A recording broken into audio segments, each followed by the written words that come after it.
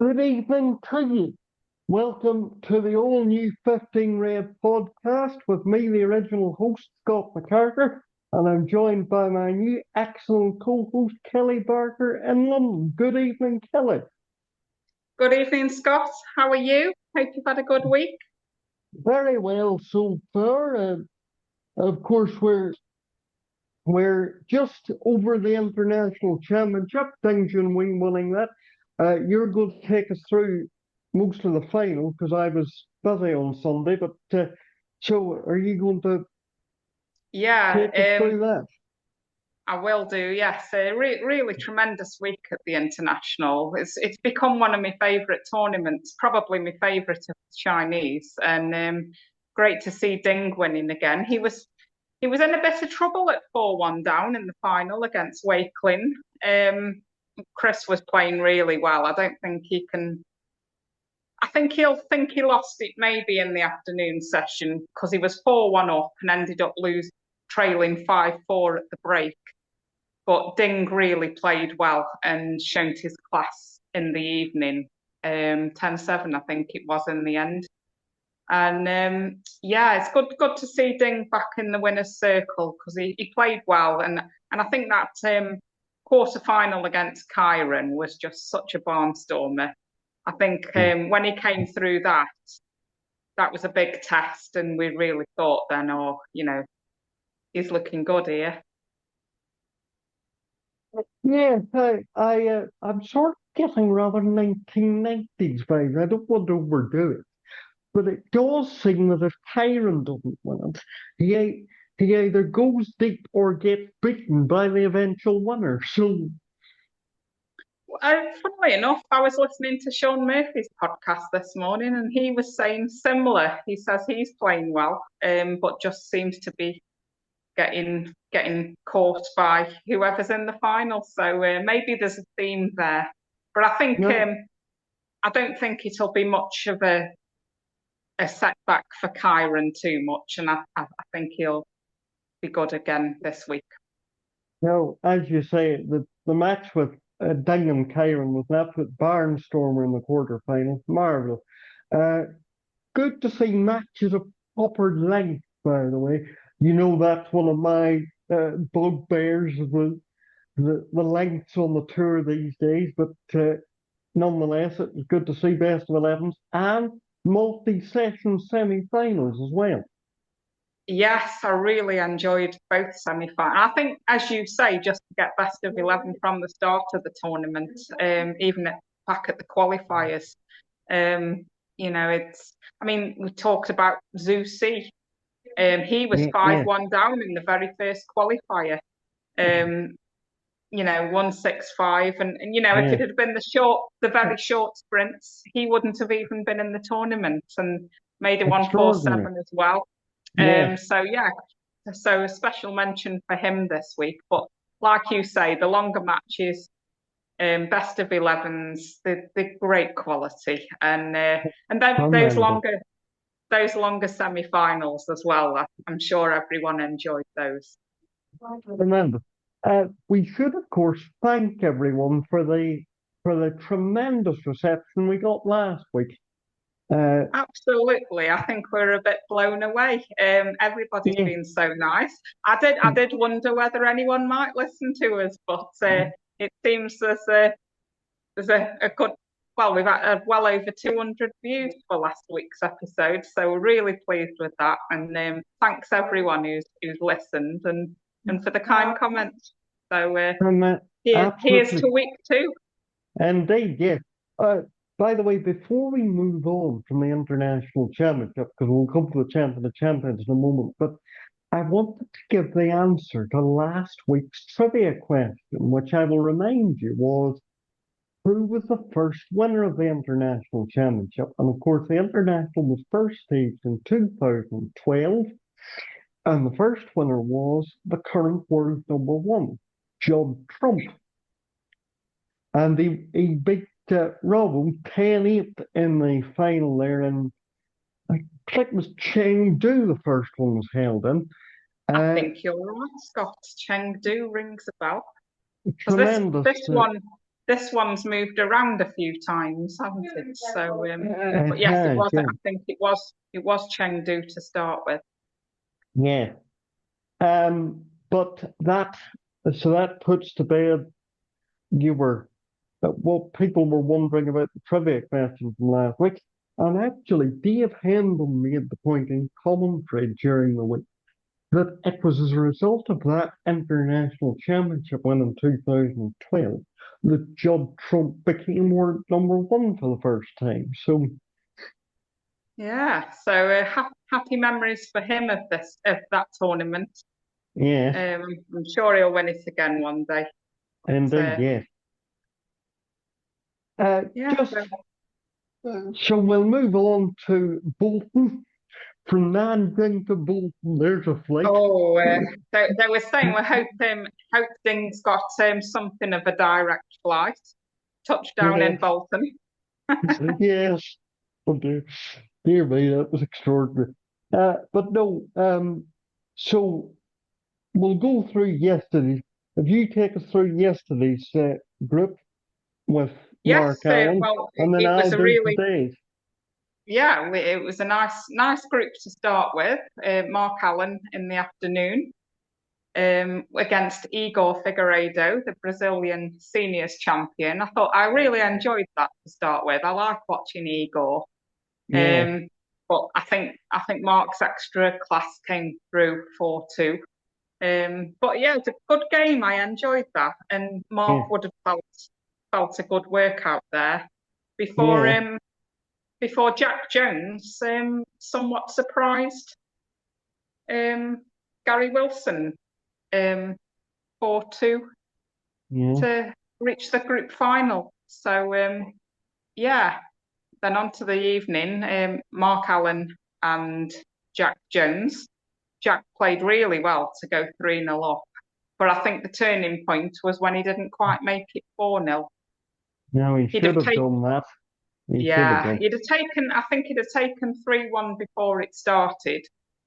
But when he had that great chance for 4-0, he was never quite the same after the interval, and Mark did improve. Um, so overall, I think a deserving winner of the group for Mark Allen, and Yeah, look forward to seeing him back again at the weekend. yeah.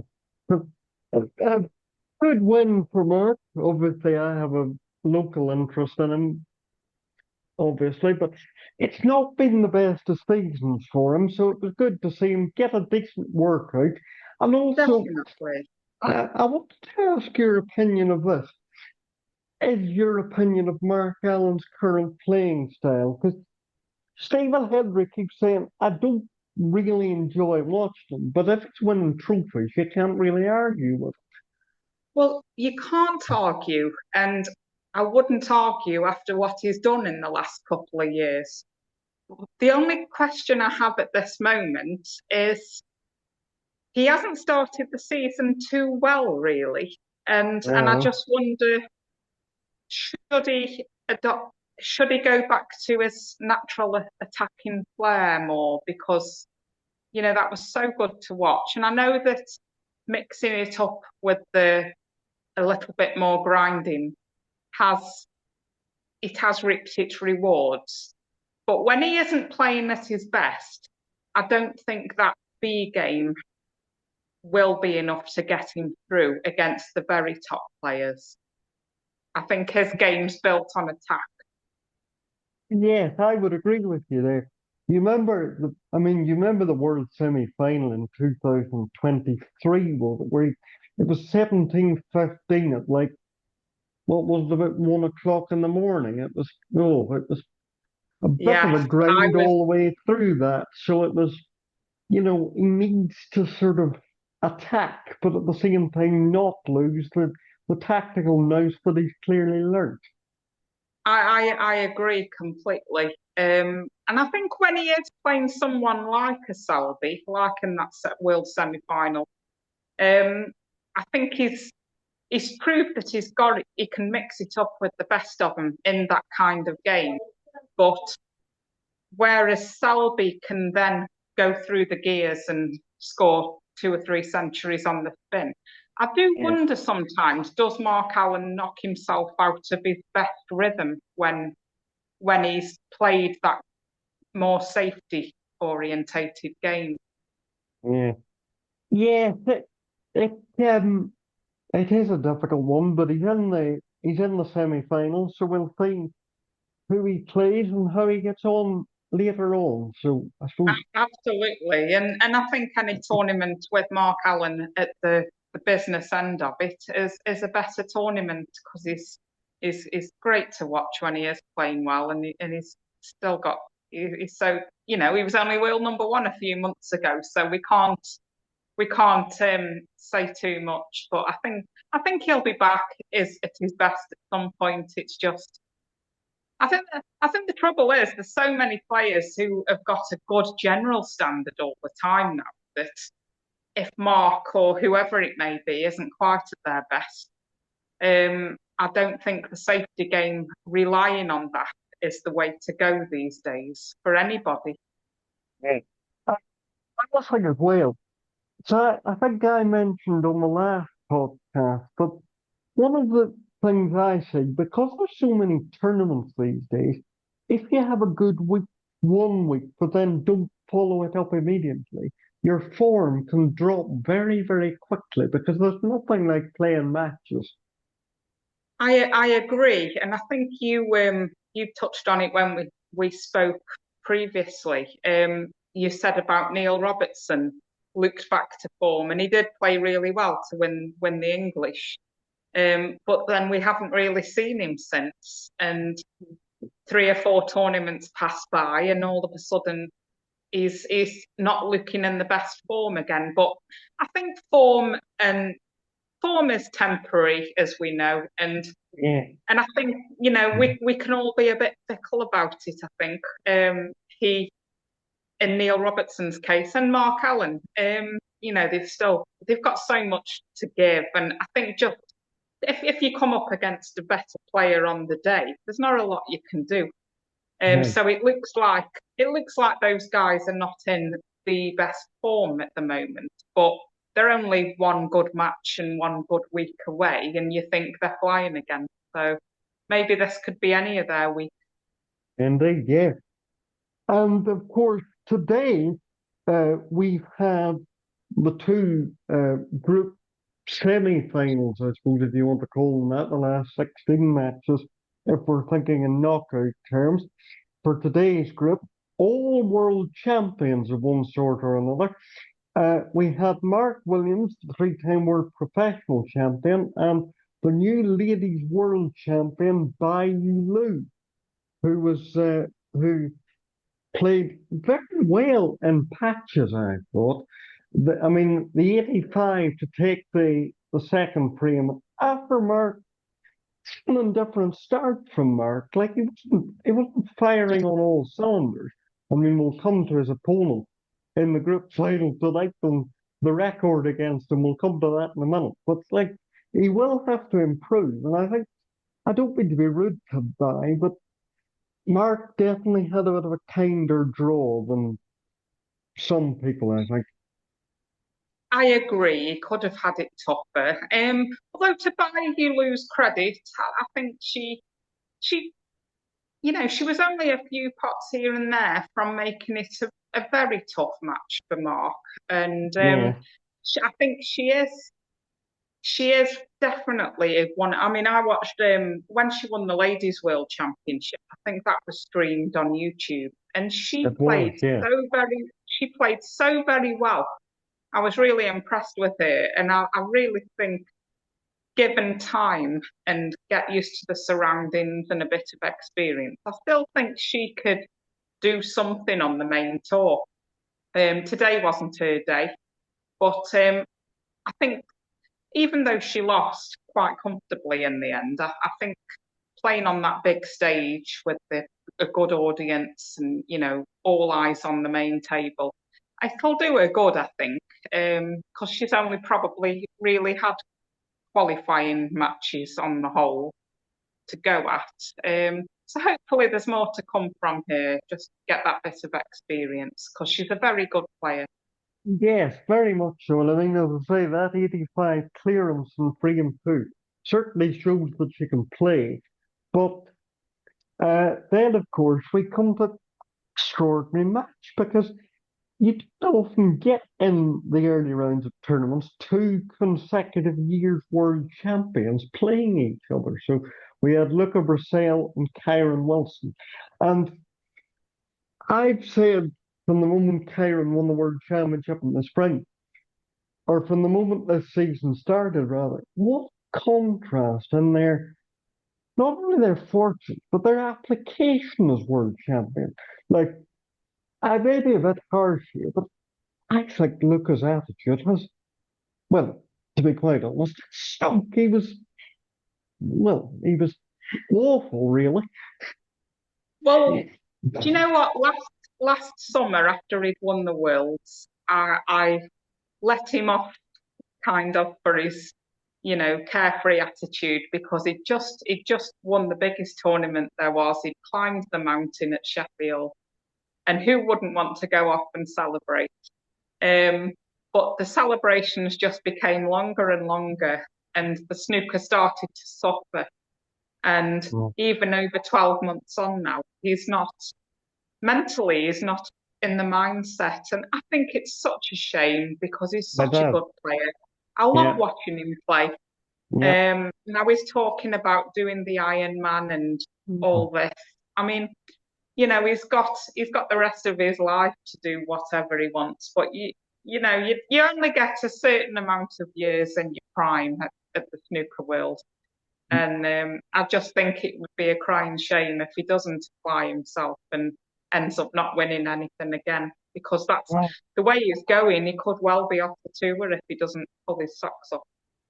hey, I know. Look, I'm a bit of an old predictalist, so that was a bit harsh of me to say all that probably. But like, if you look at Kyron, for example, not only is he winning and playing the snooker of his life on the table, but he's actually conducting himself properly off it. That's the impressive contrast, I think. Absolutely. I mean, well, he hasn't put a foot wrong since he won it. He's a good family man, so he's enjoying himself off the table, but snooker's still his priority. Yeah. And I just think he's in the form of his life. He's in the confidence of his life. He has got a little bit of that aura that not perhaps Ronnie or Judd have perhaps built up for themselves. But I do think a lot of players, if Kyron carries on, mentally they're 2-0 down before they start, and you Yeah. know, and I just think there's still so much more to come from Kyron. Mm, At the moment he's every inch the world champion, and mm. I, can only give him every credit. I think he's brilliant. He's tremendous. I haven't, like, apart from maybe if Mark Allen uh, won it, I couldn't be more pleased. I wouldn't, I couldn't have been more pleased for anybody because he's such a genuine snooker like person. It's in his blood and he Yeah, really appreciates it. And like today was just absolutely dominant. 2 centuries in there. I mean, he's made 9 centuries now in his last 2 tournaments. I mean, Phil Yates made the point of commentary today.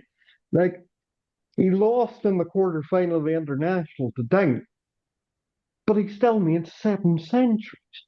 He's scoring like a machine. he is. I think there's only Judd who's above him on the century list for the season. Which I Yes, think, I mean, even last season when Kyron had until Sheffield, he had a very poor season, but he was still scoring like there was no tomorrow.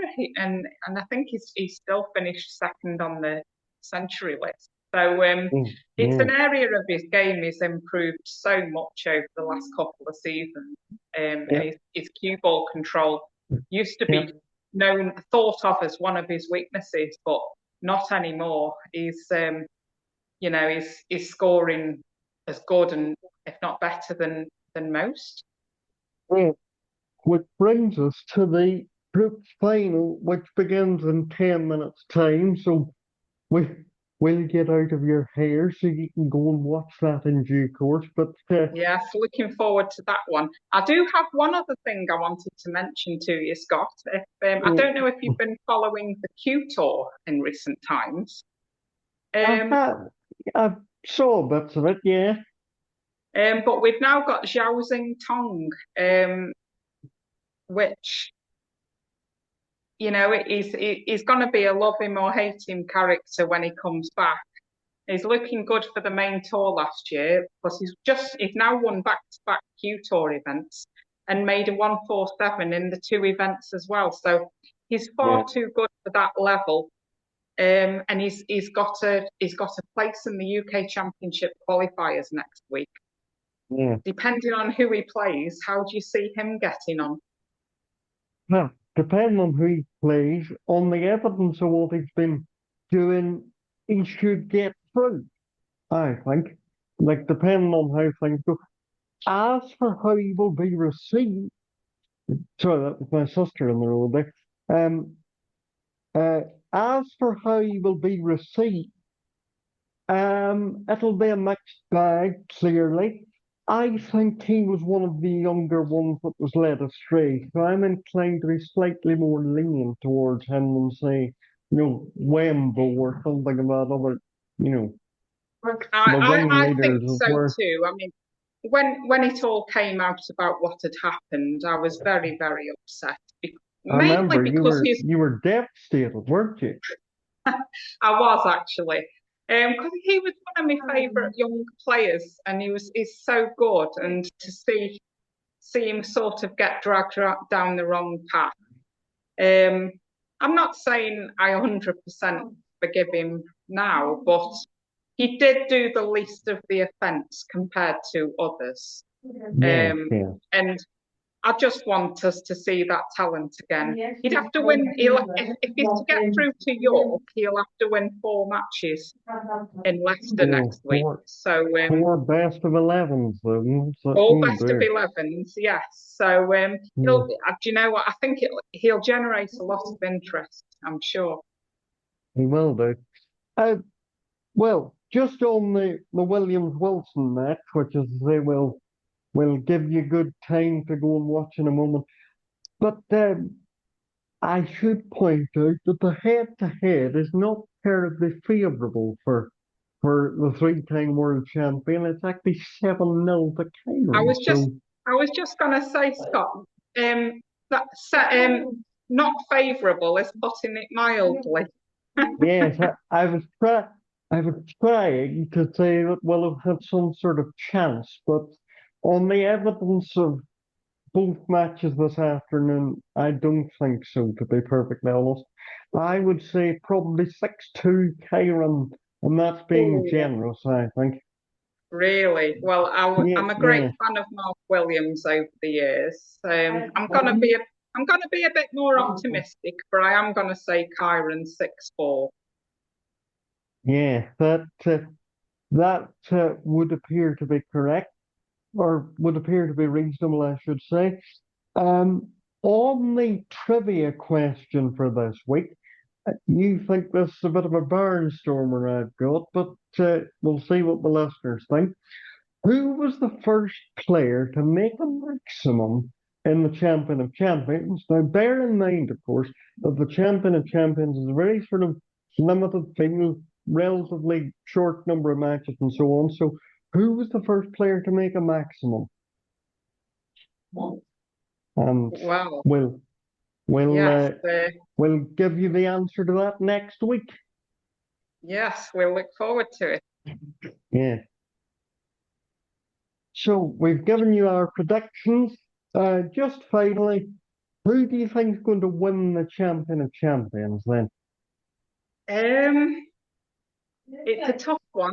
I think tomorrow's group is really interesting with Jordan Ding and Neil Robertson and Ali Carter. I think that's a brilliant group. I look forward to that. Yeah. I'm somehow going to stick my neck out and say Neil Robertson. I don't really know why, but hopefully an inspired shout. It's hard to look past Tyron, I'm afraid. Uh, oh, I know you didn't see all of it, but I did. And just on the evidence of today, given his record against Williams, I'm expecting it to be fairly easy tonight. So, like, I can't really see past him, to be honest. No, he is looking a hard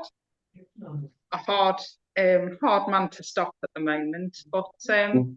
if someone plays as well as Ding did against him in Nanjing, then it's Yeah, gonna take that. It's gonna take that kind of performance, I think. yeah. But I mean, bear in mind, he's beat Trump twice, and he's lost to the eventual winner of the last tournament. So he is in the form of his life. Yes. Well, I think that says, Scott, as soon as somebody beats him, get your money on that person for the tournament. Correct, correct, correct. But anyway, that uh, should give people enough to chew on now for the week, and Yes, we'll and go and prepare ourselves for the evening's entertainment. yes, I And think there's just time to make a cup of tea before it all starts. indeed, indeed. So thank you very much, Kelly, for being with me as ever, and we'll be back uh, at some stage next week with the result of Champion of Champions, and we'll probably be in the middle of the UK qualifiers. Yes, looking for so much to look forward to this month. Yes, I feel, indeed. I always say April is my Christmas, but I feel like November is a good second. So many good And tournaments. indeed. And then actual Christmas itself, of course. So And uh, then Christmas itself. So, yeah. a good time of year all round. But I'll thank you once again for being with us. And we look forward to seeing you next week. Yes, we'll be back Monday, hopefully. Yes, And God willing. and we'll be going over the Champion of Champions results. So, Yeah. Have you dates for the UK qualifiers, by the way? I think qualifiers actually start on Saturday. They Yeah, yeah. overlap. Oh, yeah, yeah, that's right. So So, that yes, they well, overlap Champion of Champions by a couple of days. So there's actually no semi-final session on Saturday afternoon. They play Friday night and Saturday night, so yeah, we that's can true. we can concentrate on watching the UK on Saturday before Yeah, yeah, before the second semi-final. indeed, yeah.